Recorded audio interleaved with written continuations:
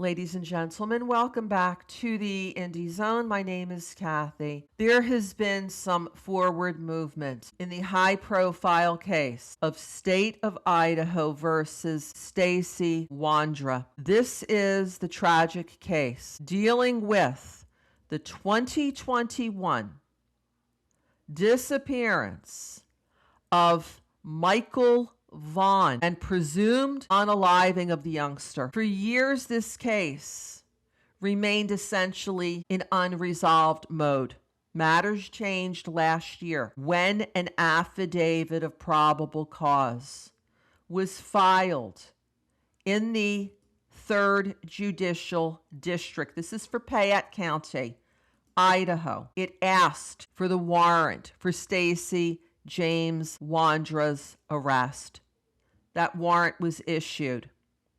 Mr. Wondra was arrested, and he has had a preliminary hearing where the state of Idaho introduced both testimony and other forms of evidence in the open and public courtroom. The magistrate judge, Judge Lee, who had been presiding over the case for several months, found probable cause to bind this case and Mr. Wondra over for trial in district court. Mr. Wondra is charged with first-degree unaliving, the unlawful taking of Michael, and destruction of evidence. However, matters hit a bump when Mr. Wondra filed a motion to disqualify the judge, as he did on March 11th, 2026, and an order was promptly entered the following morning, the 12th of March,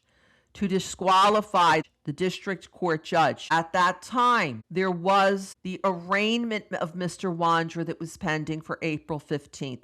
That was canceled pending the naming of a new judge. And for a couple of weeks, matters seemed to be, for want of a better term, stalled.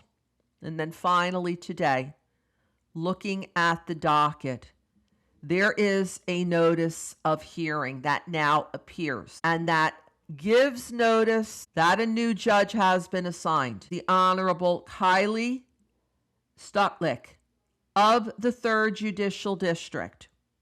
Moreover, the arraignment proceeding has now been reset, and it has been moved up several days. Instead of the 15th of April, it will now be held on April 3rd, 2026 at 3 p.m. What is expected at that arraignment hearing is that the court will read the charges to Mr. Wondra and ask him how he pleads. In the rare, unlikely event that he pleads guilty, essentially matters would then go into pre-sentencing mode. If, however, he pleads not guilty to these charges, then matters would take another route toward trial. It is expected that after arraignment, if he does plead not guilty, that a trial date will be set. We anticipate that there may be media requests to cover this hearing, just as the media covered the very emotional preliminary hearing. We will, of course, keep you posted as matters continue to proceed now towards arraignment before the new court and possibly towards trial. Until next time, this is Kathy. Thank you for joining us here today.